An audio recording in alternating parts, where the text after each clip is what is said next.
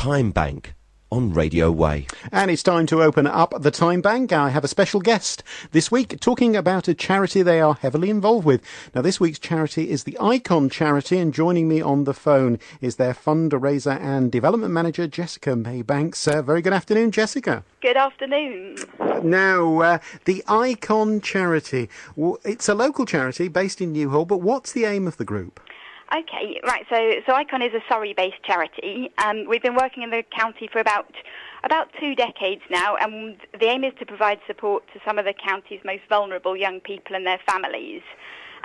So our aims are really to sort of inspire greater self-confidence and aspirations and resilience, really help young people make positive sort of independent choices, especially when they're faced with challenge in their life, and ultimately to enable them to become, positive contributing citizens in the local Surrey community. So it is just focusing on the Surrey area. It's the charity, is that right? We are at the moment, Yep. Yes. And yes. You said founded about 20 years ago. Was it known as the Eikon Charity there? No, it wasn't. No, actually, Eikon. Well, the charity itself dates back to about 1996. Where a small group of volunteers came together to form the Newhall Youth Project, and that was really to provide sort of recreational sports opportunities for young people in that locality. But they increasingly encountered young people facing some extremely difficult personal circumstances who really didn't seem to have any help available to them. And because they hadn't yet reached a certain point of crisis in their life, i.e. been kicked out of school,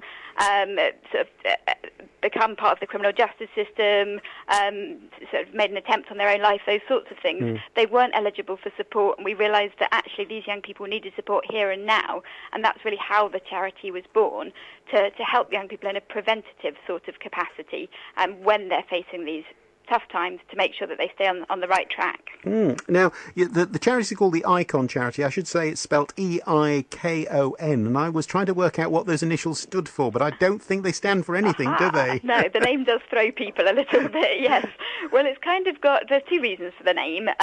One is that Eikon in Greek means sort of picture or vision, and our sort of aim at the charity is to help young people visualise a more positive future and sort of work towards that becoming a reality. But also it's got connotations with Eikon spelled I-C-O-N, and about positive role models as well. So in terms of working with children, what age group specifically are you working with? Yeah, we work with predominantly sort of 11 to 19-year-olds. That tends to be the focus. Our core work is placing what we call youth specialists into secondary schools. So it tends to be sort of secondary school age children, some a little older. There's no real set parameters, but that's the general rule. And how many children is the charity actually supporting? Okay, so last sort of academic year, we supported around 1,000 young people. Most of our projects span sort of North Surrey, so particularly Elmbridge and Woking. But we also have a project down in Milford as well. And this year we anticipate that actually we're probably going to almost double the number of young people we work with through new programmes we've started. Fantastic. Yeah. Now, in terms of what is it you say the charity is working with children, but is there specific things you offer to the children? Yeah, absolutely. So in schools, our youth specialists provide one-to-one mentoring support for the young people. So they're based in schools full-time, and young people can come and self-refer if they've got something that they're sort of really worried about, they want to talk about. Or sometimes teachers will refer a student to an Eikon worker. Sometimes we'll get referrals from parents or the police as well. And alongside the one-to-one sort of mentoring aspect, we also do targeted group work sessions for groups of young people who might be at risk of offending, for, say, young carers who are supporting someone at home. That can be a very sort of emotionally and physically demanding role. All sorts of different work going on. We also have personal development residentials where we take young people to outdoor activity centres in Wales and Devon. So, quite a bit going on. There's quite a lot going on. Yeah, so you're focusing on schools. What about youth clubs, things like that? Is that an area? So that's quite a new sort of area to Eikon, but since April last year, we've been working in partnership with 5 local youth centres. That's Egham, Walton, Addleston, Englefield Green and East Molesey, and we're working with the youth centre managers there to really sort of help them sort of increase the number of hours of usage at the centre and improve the quality of the services and get some new exciting things going on for young people. Fantastic. Now, in terms of, it is, as you say, it is very local. People might not have heard about it, the Eikon Charity. Yeah. But so can people approach you if they need help, or do you actually go out to them? How does that work? We have a website which is www.eikon.org.uk. As you say, that's spelled EIKON. And people can see sort of what services we offer there. But we're also part of a consortium of youth charities in Surrey. So if we can't help, we'll quite often know sort of an expert who can, and we'll be able to signpost people in the right direction. So let's give the listeners a couple of examples of what you've achieved, say, in the last couple of years or so.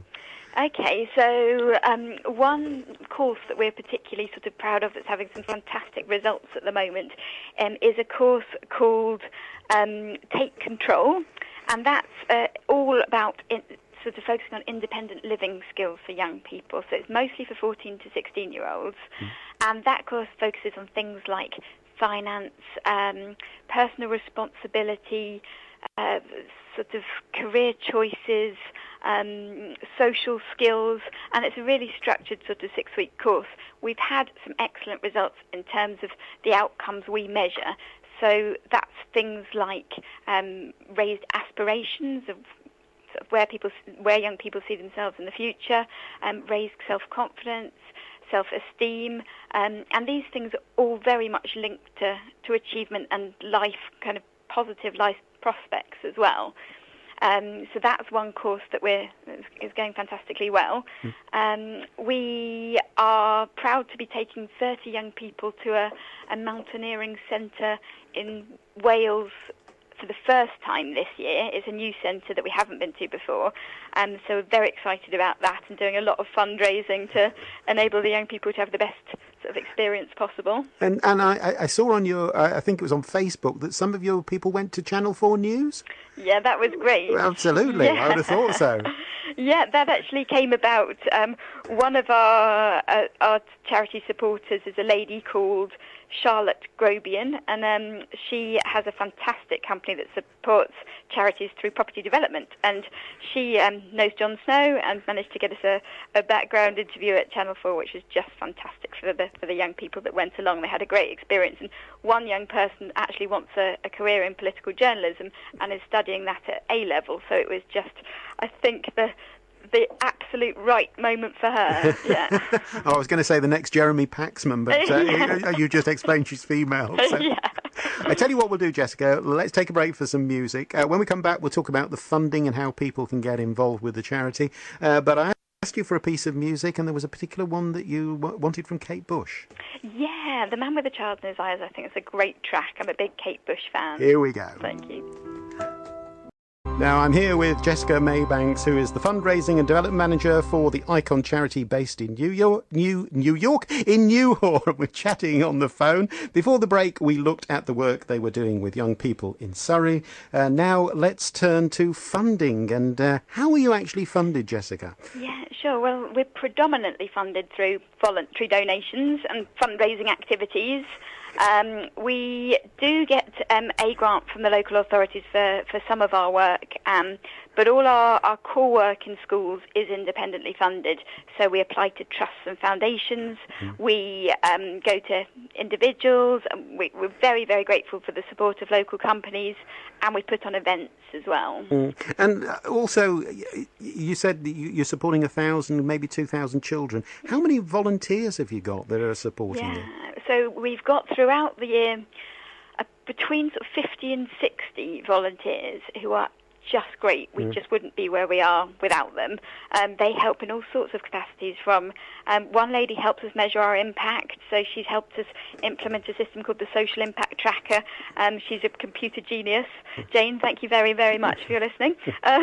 We have others that help sort of ad hoc at events, and then we've got a committee structure of local business people who help with things like our governance and our funding, marketing, all that side of things, which, again, we wouldn't have the capacity to do what we do without them. Yeah. So if some of our listeners were considering volunteering and thinking, could I help the Eikon Charity, is there any specific skills you're looking for from volunteers? Yeah, I mean, pro bono support, so those people that have a specialism of some variety that could add value to the charity. We recently had a solicitor come along who's absolutely fantastic addition to the team, who's giving us some pro bono advice in terms of HR, that sort of thing. Likewise, a guy is helping us with our finance, who's fantastically sort of adept at accountancy. So anyone that has a special skill that they think, do you know what, I could spare a couple of hours and provide that expertise for Eikon, or even if you've just got a lot of passion and energy and creativity, will find a role for you. So, yeah. And then if they want to support and raise funds, I know you get involved with a whole lot of events. You were telling me when we were chatting the other day, a couple that you wanted to promote. Yep, we've got a whole long list of events coming up throughout the year, but just to sort of pick out a couple of those, and we've got 2 cycle rides coming up that we're very excited about. One is on the 8th of June in London. It's a night cycle, 100 kilometres, starting at 11 p.m, cycling all throughout London and sort of sightseeing the most sort of famous historic landmarks by bike. And we've been part of that event for the last 2 years, and traditionally had about 50 people take part for Eikon, but there's actually thousands that do it. It's really, really good fun, and the feedback we've had is great. And actually, we provide all our cyclists with a dawn breakfast. And last year, we were the only charity to do that.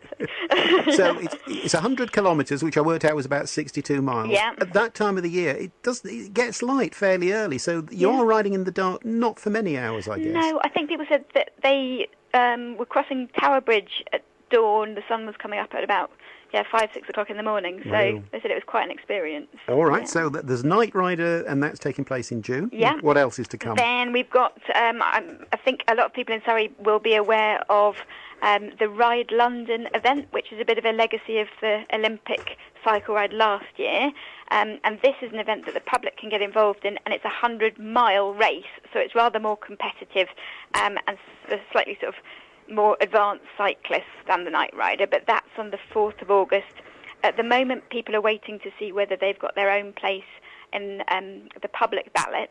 That'll be announced mid-February. If not, we've got some very special golden bond places we can allocate to people that want to cycle for Eikon, so they should approach us about applying for one of those places. Right, and that is going over the Olympic route, wasn't it, for the cycle road race? So it's Box Hill and all the Surrey hills. So quite a lot of hills. Yeah, that's right, yes. You have to be good at cycling, I think, for that one. You do, definitely need a padded seat for that one, yeah. And one more, let's go into one more. Okay, so I've got a event coming up that I'm quite excited about at Fox Hills on the 9th of May.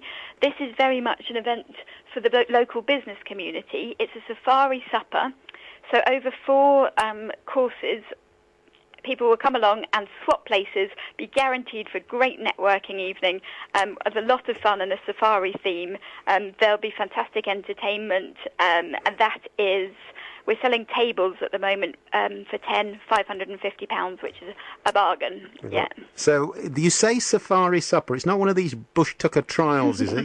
There's going to be edible food rather than, or is that something you've got hidden up your sleeve there? No. Thanks to Fox Hills, it's going to very much be a luxury event. Good. So it's a lovely glass of wine on arrival, then 4 delicious courses. The only safari bit is you have a bit of a journey between each course to go to a different table to meet other like-minded business people. Oh, excellent. That sounds good. So if they want more details on those, where can they find them? Okay, so they need to go to www.eikon.org.uk, spelled EIKON, and then there's a section on getting involved, which has got all our events and our volunteering opportunities too. Great. And you're also, I believe, on the other social media sites like Facebook and Twitter? Yeah, you can follow us on Twitter at Eikon Charity, again, EIKON. Or Facebook, we're facebook.com/Eikon Charity. And if somebody wants to call you, your phone number? 01932 347 434. That's great. I thank you for joining us on the programme today, Thank you so Jessica. much. Thank All you. the best for 2013. Thank you. And congratulations for your news on the nomination. Oh, yes, yes, all right. Very exciting. Yeah, Male Presenter of the Year. Well, if we, as I say, we'll see how things go on that. I hope you win. Yes, we'll see what it'll be. But anyway, thanks for that. We'll keep in touch and see how definitely. things progress in the month. And once again, thanks for joining us here Thank you for having us on on the the Radio Way. Thank you.